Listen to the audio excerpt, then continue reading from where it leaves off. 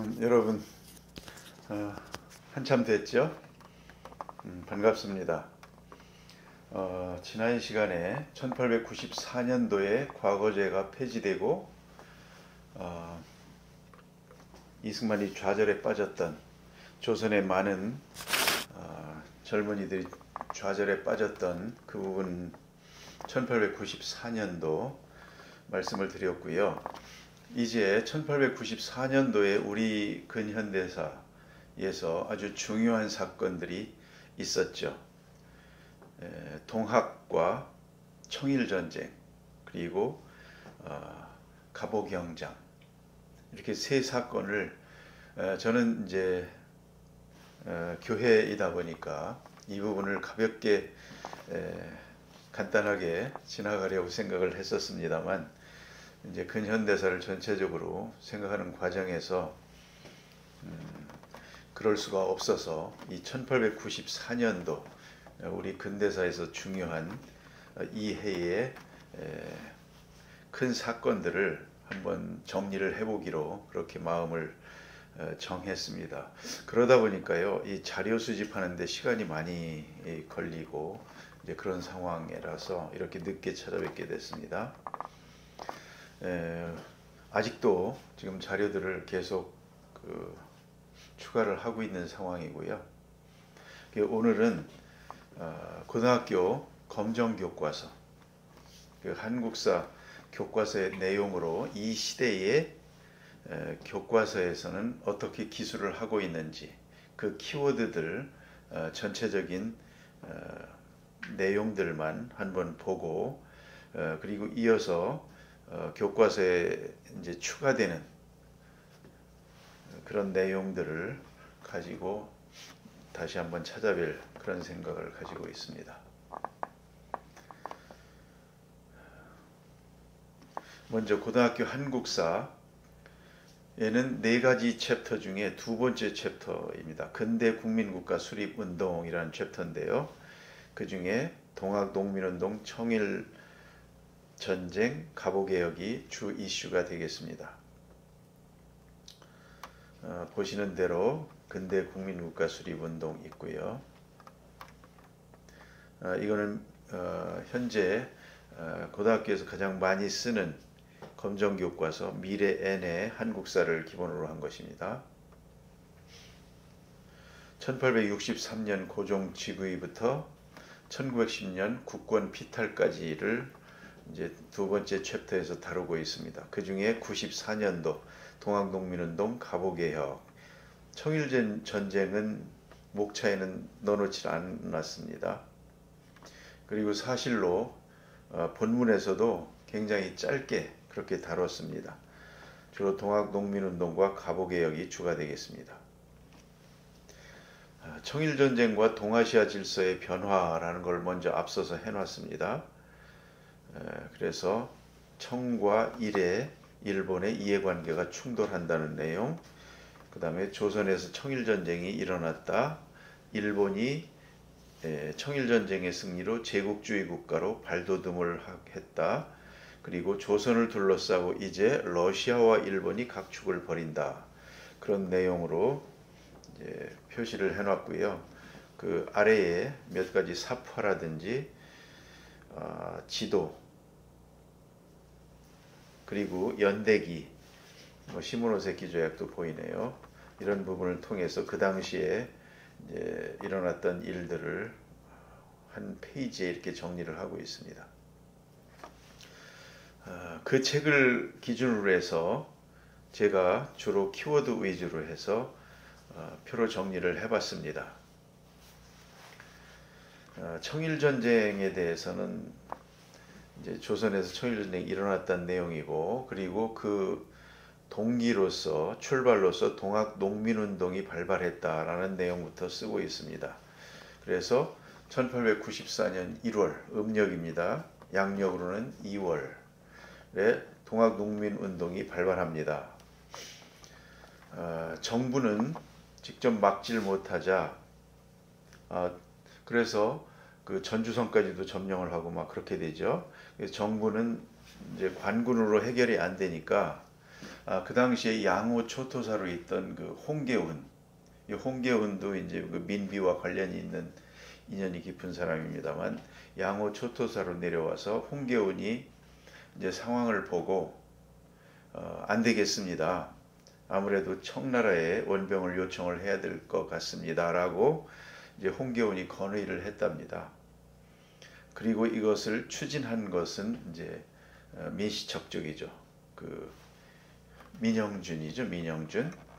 청나라에 이제 원봉 요청하고 파견하고 했던 실무 이제 민영준. 그 민영준은 나중에 이름이 민영휘로 바꾸고요. 그리고 오늘날 이제 휘문고등학교라든지 학교가 그 민영이가 설립한 그런 학교죠. 민영이는 당대 조선에서 제일 부자였답니다. 그래서 이 시대하고 이제 일제시대 초기까지 이완용이 26년에 사망을 하니까 그 이전까지 민영휘가 1등, 이제 그 부자 순위입니다. 이완용이 2등 이랬답니다. 이제 기업인들은 이제 거기에 끼질 못했죠. 이제 후에 뭐 화신백화점의 뭐 박흥식이라든지 그다음에 광산재벌, 그 최창학 뭐 이런 이제 기업인들이 이제 두각을 나타내고 이제 시작을 합니다만, 그 이 당시에 이렇게 기업인이 아닌 정부에서 일한 그 말하자면 공무원이 이제 그 최고 부자로, 왜일까요? 그랬던 시대입니다. 그래서 이제 그런 내용들하고 그다음 이제 그 당시에 그 동아지의 질서에 대해서 이제 설명을 하고 있습니다. 그래서 파견 요청을 했더니 이제 그 전에 텐진 조약에서 일본도 군대를 이제 동시에 파견을 하게 되고, 동학군이 볼 때는 이거 외세가 개입하고 이게 우리 의도가 아니지 않느냐. 그래서 전주 화약이라는 것을 이제 정부와 맺고 물러나게 됩니다. 그리고 조선 정부에서도 청나라와 일본의 철군을 요구하는데 이제 그들이 말을 듣지 않죠. 일본은 내친 김에 경복궁을 침범해서 조선 정부를 장악해 버립니다. 그게 6월이죠. 그런 연후에 일본 군대가 이제 청나라도 기습하고 해서 청일 전쟁을 일으키고요.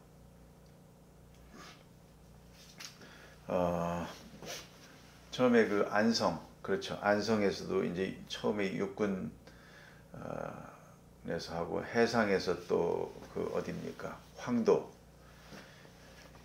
근처에서 또 이제 전투를 벌이고, 그래서 일본군이 승리하고, 그리고 이제 평양 전투에 황해해전, 압록강 이호역에서 황해해전까지 일본이 승리하고, 이제 그렇게 되면서 청일전쟁을 승리로 이끌게 되죠. 이제 여순까지 나중에 점령을 하게 되죠. 산둥반도도 점령하고, 그리고 이제 일본은 동학농민군을 제압하고 갑오개혁을 이제 강요합니다. 그래서 1차, 2차 갑오개혁이 진행이 됩니다. 1차에는 청일전쟁 하느라고 일본이 신경 못 썼죠.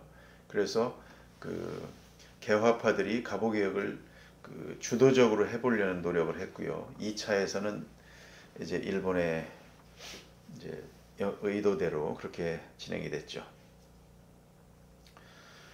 그래서 청나라도 뭐 차관도 얻고 이런 상태 되면서 아편전쟁 이후에 청나라가 이제 반식민 상태로 전락하고 독내북이 된 것이죠. 조선에 대한 그동안의 이제 조공국으로서의 영향력도 상실을 하게 되고, 청일전쟁으로 동아시아의 질서가 완전히 중화 질서에서 이제 일본으로 넘어가게 되는 것이죠.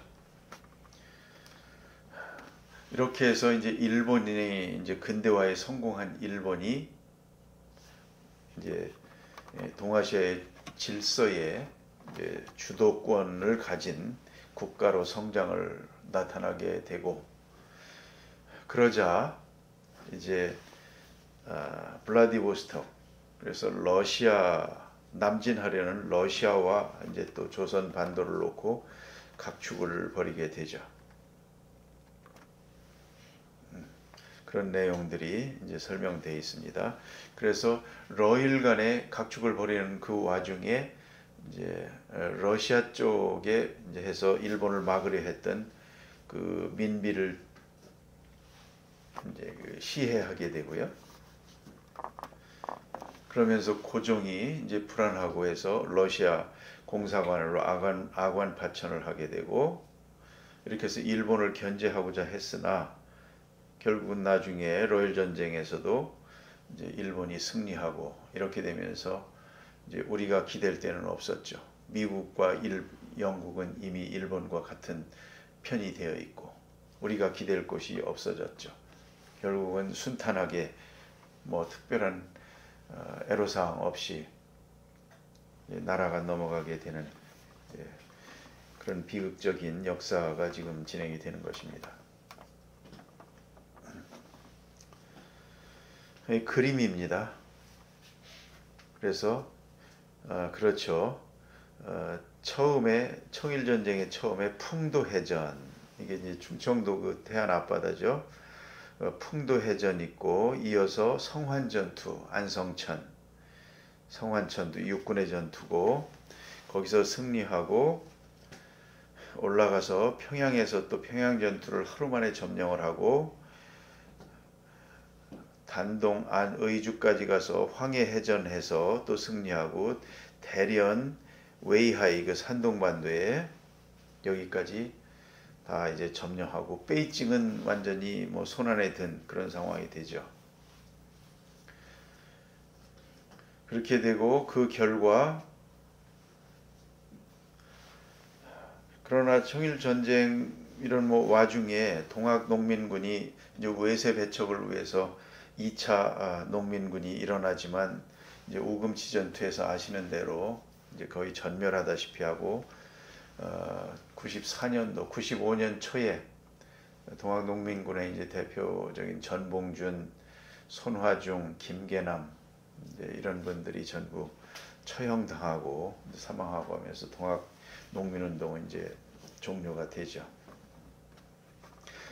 그러면서 일본이 그 청나라와 시모노세키 조약을 체결하면서 어마어마한 이권을 이제 챙기게 되고, 요동반도까지 이제 할양받고, 일본 그 당시 일본 정부 예산의 뭐 몇 배라고 하죠. 그만큼의 이제 그 전쟁 배상금을 청나라에 요구해서 이제 관철시키고 그렇게 됩니다. 이 요동반도 할양이 이제 일본의 손아귀로 넘어가니까 문제가 됩니다. 러시아가 발등에 불이 떨어졌습니다. 그래서 독일과 프랑스를 이제 같이 연합해서 삼국 간섭이라는 것을 통해서 일본한테 요동반도 내놔라. 그래서 이제 일본 정부가 그걸 또 반납을 하게 되죠. 이때의 일본의 여론과 일본 국민의 정서는 그 억울함의 극치였었다고 하죠. 그러면서 절치부심, 이제 러시아를 이겨야 되겠다, 이제 칼을 갈았다, 이제 그럽니다. 그렇게 해서 이제 설명을 하고, 그 다음에 이제 두 번째로 동학농민운동을 설명을 하고 있습니다. 뭐 소제목만 봐도 대강의 이제 대략을 알 수 있습니다. 지방권의 행포와 외세의 침탈로 농민이 고통을 받았다. 그렇죠? 개화정책이 추진되고 외국과의 교육이 늘어갔지만 국가재정은 악화되고 농민들의 생활은 갈수록 궁핍해졌다.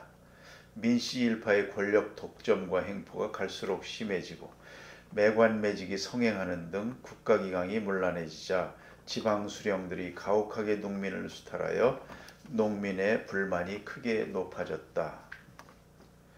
이제 망해가는 그런 내용들이 다 써져 있습니다. 이런 상황에서 내륙까지 진출한 청일 상인이 면직물 수입하면서 면포를 짜서 팔던 농민은 또한 타격을 입었다. 그 다음에 일본 상인의 곡물 대량 수입으로 국내 곡물 가격이 폭등했고, 일부 지역에서는 식량 부족으로 방공력이 내려질 정도로 피해가 심했다. 이런 내용들이 동학농민운동이 일어나게 되는 그 배경으로 설명하고 있습니다. 지배층의 수탈과 외세의 경제 침탈에 대한 반감이 커지면서 농민 봉기가 곳곳에서 일어났다. 이렇게 이제 정리를 하고 있습니다. 이게 뭐 조병갑에서 이제 시작되는 그런 농민운동들이 이제 있죠. 그 조병갑의 후손이 지금 대한민국에서 국회의원도 하고 이제 그랬죠. 한편 동학에서 교조 신원운동이라는 걸 펼치게 됩니다. 이거는 1864년 고종이 즉위하고 나서 처음으로 동학의 교주 최재우가 처형당하게 되고, 그 이후에도 뭐 이필제라든지 이렇게 해서 그 동학 관련된 그 이제 신원운동이 있었다가 93년도 이때에 이제 교주 신원운동을 펼치게 됩니다. 이 이대 교주 최시영이 포접제 정비하고 경전 간행한다든지, 그러니까 동학에 있어서 최시영은 완전히 그 동학을 하나의 교로 정립하는데 모든 것을 체계를 다 갖춘 게 이제 최시영이죠. 그래서 1880년대에 동학이 크게 교세를 확장을 했답니다. 그런 상황에서 이제 동학 농민운동이 그렇게 직결할 수 있는 그 힘이 비축이 된 것이죠. 그래서 최재우의 누명을 벗겨달라, 그리고 포교의 자유를 보장해달라, 교조 신원운동을 벌입니다. 이 운동이 삼례 집회와 보훈 집회로 이어지면서 일반 농민까지 가담한 정치운동의 성격을 띠게 되었다. 이렇게 말하고 있습니다. 그러면서 그 그림으로 이제 삽입을 했는데, 무명 동학 농민군 의령탑, 그 정읍에, 그리고 고창, 무장이 고창입니다. 그 동학 포고문에 대한 내용, 그 다음에 교조 신원운동에 대한 그 설명, 거기에서 동학교도들이 서울에서 파견된 어사에게 보낸 글 취여라는 것을 또한 교과서에 싣고 있습니다. 그 내용들이 그렇습니다. 수령들의 탐악이 갈수록 심해지니 어찌 백성이 곤궁해지지 않겠느냐. 백성은 나라의 근본인 바 근본이 쇠약해지면 나라도 쇠약해진다. 우리는 초해에 사는 백성이지만 나라의 위태로움을 좌시할 수 없다. 이제 보국안민의 의로운 깃발을 들어 죽기를 각오하고 맹세하노라. 동학 포고문입니다. 교조 신원운동, 의를 내어 세워 외와 서양을 배척하는 것이 무슨 큰 죄가 되기에 체포하고 소탕하려 합니까? 외와 서양이 우리 임금을 끊임없이 협박하는데도 조정에서는 아무도 부끄럽게 여기는 자가 없으니 임금이 모욕을 당하면 신하가 목숨을 바쳐야 하는 의리는 대체 어디에 있습니까? 이 취어에 이렇게 쓰고 있습니다. 마침내 고부 농민 봉기가 일어납니다. 전라도 곡창지대 고부에서 조병갑의 비리와 학정이 심했다. 이 고부는 지금 우리 행정구역에서 보면 찾아보기 힘들죠. 정읍의 한 면소재지로 이제 이렇게 줄어들어 있습니다. 아마도 이 동학 농민운동의 영향이 1915년에 일제가 조선의 그 행정구역 개편을 하지 않습니까? 군, 오늘날의 군, 면 이렇게 바꾸고 하면서 고부가 줄어드는 관련이 있는 것으로 압니다.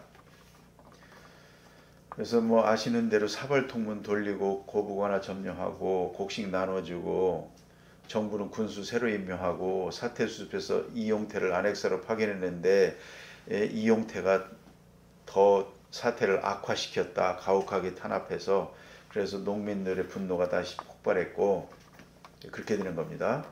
그래서 동학농민군이 1차 봉기가 시작됩니다. 동학 교세를 이끌던 그 손화중과 함께 농민군을 조직합니다. 전봉준이. 전봉준이 아버지가 관아에서 이제 맞아서 이렇게 죽게 되죠. 이어서 그 백산으로 집결한 농민군이 전봉준을 대장, 김계남과 손화중, 이 세 사람이 이제 대표적이죠. 총사령관을 주대하고 농민군 4대 강령 경문을 발표합니다. 제폭구민, 보국왕민, 탐관오리 처단이 이제 처음에는 내용이었고 외세 물리치는 거는 이제 2차에서 가게 됩니다. 이 황토현에서 물리치고 정읍 고창을 차지하고 황룡천 전투에서 정부군 격파하고 전주성을 점령합니다. 그러니까 동학농민군의 1차 봉기의 목적은 부패하고 무능한 양반 지배 체제를 타도하려는 그런 성격이 강했다라고 기술하고 있습니다. 농민군 4대 강령 있고요. 사발통문이 있습니다. 이 사발통문에 그림이 실려 있습니다만 이게 진의 여부에 대해서 논란이 좀 있죠. 그런 내용이 있다는 정도로만 넘어가겠습니다. 난내 났어, 난리가 났어, 에이 참 잘 되었지, 난리 난 게 잘 되었답니다. 이제 백성들의 그 당시에 이제 민의를 알 수가 있는 것이죠. 그냥 이대로 지내서야 백성이 한 사람이나 남아 있겠나. 이렇게 됐습니다. 조병갑 효수하자, 서울로 나가자. 이렇게. 그러면서 정부에서 전주성이 함락자가 당하자 청해 원병을 요청을 했는데 청이 군대를 파견하자 일본도 파견하고요. 그러니까 동학군은 정치개혁을 하면서 전주화약을 맺게 됩니다. 그러면서 한편으로 화약을 맺은 이후에 집강소를 자체적으로 설치해서 개혁을 실시해 나갑니다. 이 성격에 대해서도 이제 여러 가지 주장들이 있죠. 하면서 폐정개혁안을 이제 직접 실천을 합니다. 정부에 건의한 것이 아니고. 그렇게 됩니다. 그 다음에 이제 항일 구국 투쟁을 펼친 동학농민군의 2차 봉기. 그렇게 해서 집강소를 설치하면서 자체적으로 이제 폐정개혁안을 실천을 해 나가는 와중에 일본이 철병을 거부하고 경복궁 기습 점령하고 이제 청일전쟁 일으키고 그렇게 되니까 이제 농민군이 다시 봉기한 것이죠. 그래서 이때는 남접과 손병희의 북접이 이제 연합해서 같이 하게 됩니다. 여기서 남접은 이제 호남 쪽이고요. 북접은 이제 충청도 쪽입니다. 이 홍계훈이 양호 초토사로 임명이 되는데 그 양호가 호남과 호서, 오늘날 충청도죠. 그렇게 해서 이제 양호라고 하죠. 그 호남은 어떤 기준으로 호남일까요? 그 호가 어떤 기준일까요? 보통 이제 금강, 뭐 호강이라고도 하고 어떤 데서는 뭐 김제벽골제라고도 합디다마는 호강으로 보는 것이 있겠고요. 그 다음에 호서, 오늘날 그 충청도 지역은 호서인데 어느 호수입니까? 이제 제천 의림지라고도 이제 보는 것 같습니다. 그래서 우리가 보통 이제 중령, 조령해서 그 영의 남쪽, 해서 영남, 경상도를 영남, 전라도를 호남, 호서, 그 다음에 영동, 영서 이렇게 이제 부르게 되는데요. 좀 멋스럽게 부르는 것이죠. 이것은 뭐 이 혹자는 청나라에 이제 당시에도 이미 명나라도 그렇고 이제 호북성, 호남성 이런 것들이 있지 않습니까? 이제 그런 것과도 좀 이렇게 맞춘다고 할까요? 그런 부분도 좀 있지 않나 싶기도 합니다. 그래서 이제 전라도, 충청도, 양호는 물론 경상도, 강원도, 경기도, 황해도까지 이제 봉기를 하게 됩니다. 여기서 황해도에서 또 이제 스토리가 있죠. 김구와 안중근 가문. 안중근의 아버지 안태우는 동학농민군을 토벌하기 위한 민병대를 조직했고, 김구는 동학의 접주가 되어서 이제 해주성 전투를 또 벌이게 되고.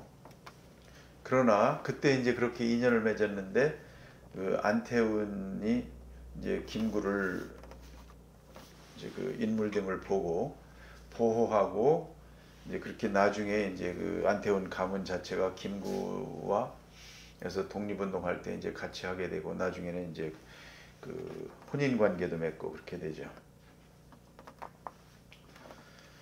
그러나 이제 우세한 화력으로 무장한 일본군에 이제 오금치에서 거의 전멸 학살되다시피 했고 그렇게 되면서 실질적으로 이제 농민군에 그 이후부터는 퇴각하면서 이제 벌였던 산발적인 이제 전투가 있고 나중에 이제 그 다음 해에 전봉준, 김계랑, 손화중 등이 체포되고 이제 그 처형되고 그러면서 끝나게 되죠. 관련된 그 책에 있는 그림을 제가 캡처를 해서 쭉 본 것입니다. 동학 의령탑 우금치에 있는 이제 혁명군 의령탑도 있고요. 동학농민군의 패정개혁안도 제가 거기다가 교과서에 있는 내용을 그대로 이제 보여봤습니다. 오지영의 동학사라는 데서 이제 써 있다고 합니다. 내용들 쭉 보시면요, 있죠. 그다음에 이제 전봉준 생가터에 있는 시비 고창에 거기에 새야새야 파랑새야라는 이제 그 노래로도 있죠. 새겨져 있습니다. 그런데 내용이 좀 다른 부분이 있어요. 녹두꽃이 떨어지면 청포장수 올고 간다까지는 같습니다. 그런데 새야새야 파랑새야 전주고부 녹두새야 어서 바삐 날아가라 댄잎 솔잎 푸르다고 하절인 줄 알았더냐 백설이 펄펄 엄동설한 되었구나. 이 부분이 보통 노래와 다르죠. 언제 되면 이 새야새야 파랑새로부터 우리나라 가요 대중가요 100년사를 한번 한 표로 정리해서 보여드리도록 하겠습니다. 그리고 이제 자료로서 전봉준 공초 재판 기록을 또한 교과서에서 싣고 있습니다. 이제 그림을 좀 캡처해 봤고요. 그 다음에 집강소 활동 시기 사회의 모습과 정부의 태도에 대한 비판 등을 싣고 있습니다. 그리고 세 번째로 이제 가보 개혁을 다루고 있습니다. 군국 기무처가 개혁을 주도했다. 국가체제의 개편을 도모했다. 사실로 이때 열심히 해보려고 했습니다. 김홍집, 어윤중, 유길중 이런 분들이요. 그래서 이제 일본이 청일전쟁으로 신경을 안 쓰는 사이에 그렇게 했죠. 그러나 흥선대원군도 추대해서 이제 했지만 실권은 없었죠. 그러나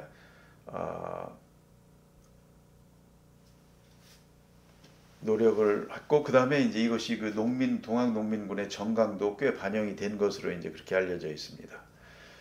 그래서 이제 자주성을 나타내기 위해서 중국 연호도 버리고 개국기념 사용하고 그 다음에 왕실과 정부의 시무를 분리하고 이렇게 되죠.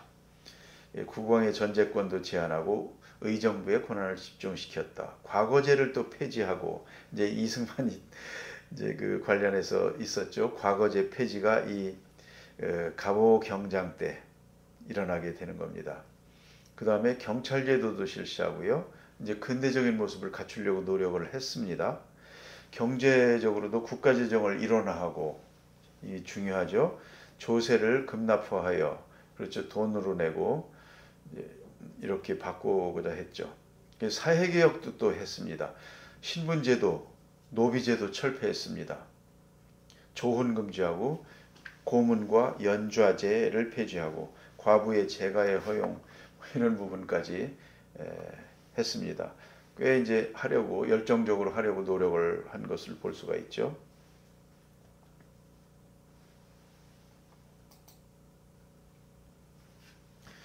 군국기무처 개혁 법령에 대한 것도 제가 화면에 한번 보시면 되겠고요. 그 다음에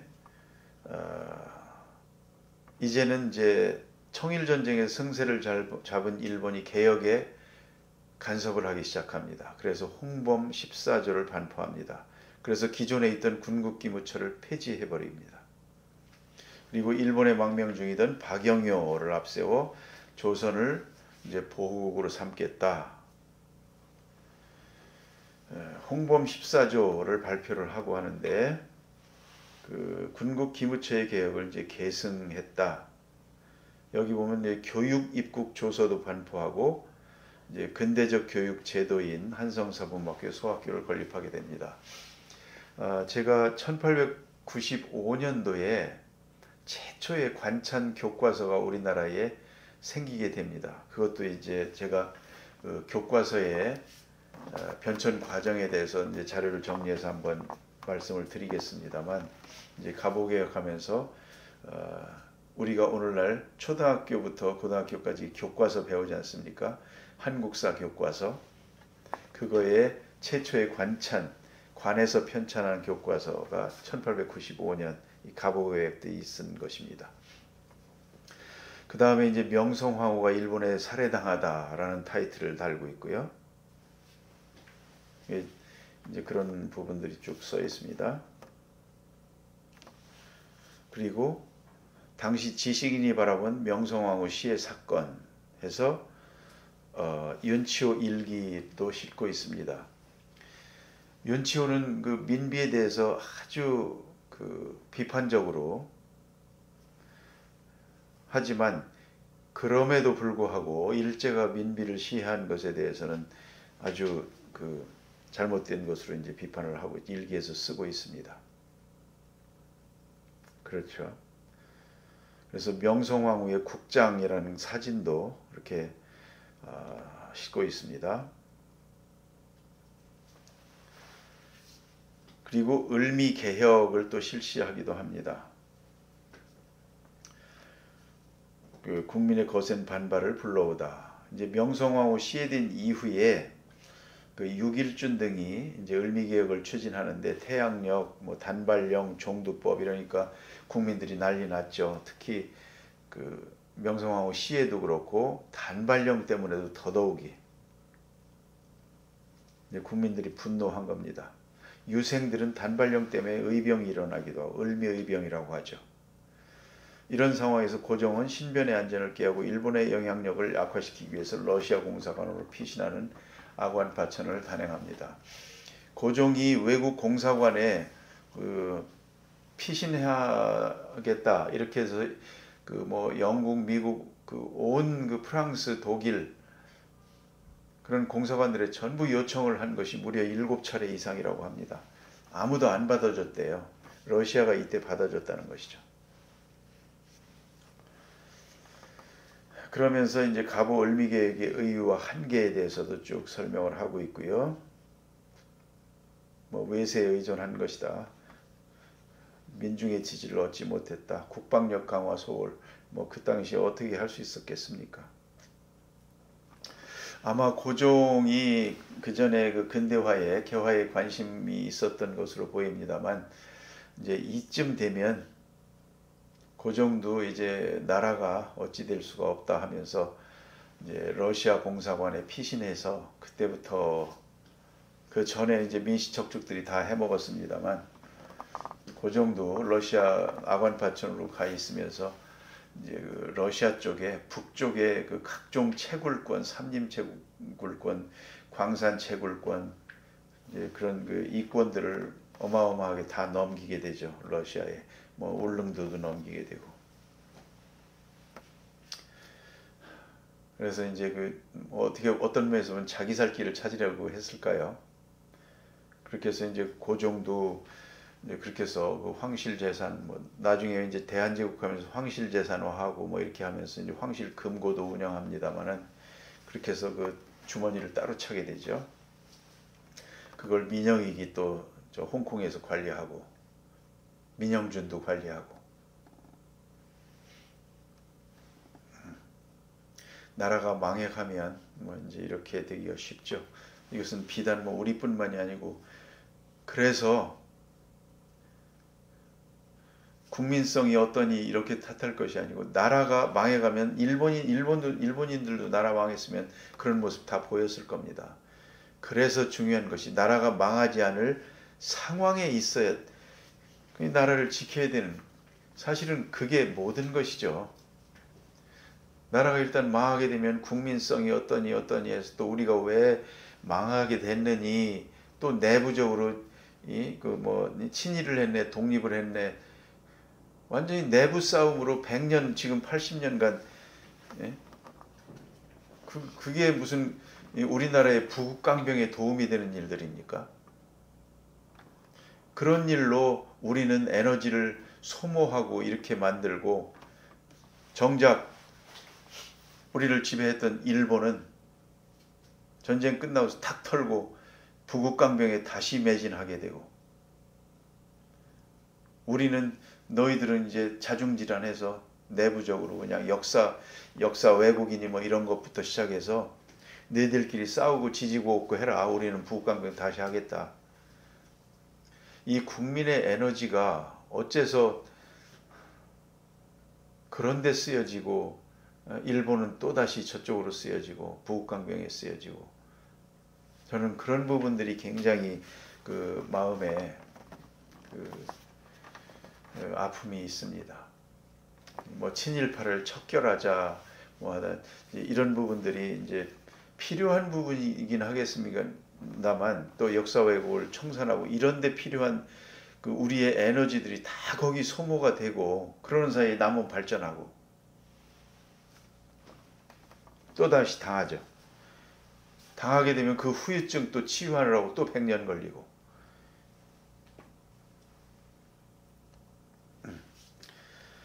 그 갑오 을미개혁에 대한 서로 다른 견해를 마지막으로 보고 마치겠습니다. 개혁에 성공할 수만 있다면 지금 스스로 개혁하지 못해 세상에 나설 면목이 없습니다. 하지만 일본의 강요를 받는 이 치욕에도 불구하고 개혁을 잘 이루어 독립을 보존하며 남에게 굴욕을 당하지 않으면서 개화의 시료를 거두어 보국 안민하는 것만이 오히려 허물을 벗어날 수 있을 것입니다. 6.1준의 3.7원입니다. 반면 유인석은 격고 팔도 열읍에서 이렇게 말합니다. 우리의 운명을 남에게 맡기다니. 이 나라의 운명을 남에게 맡겨 망해가는 것을 내버려 둘 것인가? 지금 당당한 이 나라를 어찌 소일본이 되게 한단 말인가? 국모의 원수도 통탄하고 있는데 부모로부터 받은 머리카락마저 자르게 하다니. 나는 오랑캐로 변화된 자기 세상에 서면 안 된다고 생각한다. 그렇죠. 생각은 할 수 있죠. 그러나 남에게 안 맡길 수 있습니까? 현실과 상관이 없죠. 6.1준인들 스스로 하고 싶지 않았겠습니까? 할 수가 없는 상황이고, 개혁은 반드시 해야 되겠고, 이 유인석이 이제 이런 생각이지, 그 화서 이항로 이제 그 계열 아닙니까? 의정척사파. 나중에 의병도 합니다만, 의병에서도 뭐 여러 가지 그 참 웃지 못할 일들이 있죠. 쌍놈이 뭐 이 양반한테 덤빈다 해가지고 그 당시에 그 잘 싸우는 의병장을 갖다가 그냥 목을 치고, 그 중요한 시기에 나중에 뭐 만주 저 간도로 건너가서 뭐 사실 별 볼 일 없이 살다가 이제 그렇게 생을 막 이제 본인도 불행이고, 이게 나라에도 도대체 이런 게 도움이 됩니까? 세상 물정 모르고 이렇게 하면 이렇게 되는 것이죠. 일본은 명치유신 관료의 반 이상이 한꺼번에 1년 10개월 동안 세계 12개 나라를 다 돌아다니면서 샅샅이 그들의 그걸 다 배우고 파악해서 왔는데, 참 이게 도대체 게임이 되겠습니까? 우리가 그 근대사를 공부하다 보면 참 어떤 면에서 공부하고 싶지 않을 만큼 씁쓸합니다. 지금 우리 살고 있는 우리는 국제정세에서 얼마나 잘 알고 있고 바른 선택을 하고 우리나라를 지켜갈 수 있을까요? 이때를 생각하면서 우리의 현재를 한번 반추해 볼 수 있겠습니다. 그 교과서 내용이 이제 이런 정도였고요. 다음 시간에 이제 그 동학 농민혁명, 농민운동, 그 다음에 청일전쟁 갑오개혁, 그리고 최초의 우리나라 그 관찬 교과서 뭐 이런 내용들도 추가로 정리해서 이렇게 한번 다시 찾아뵙겠습니다. 감사합니다.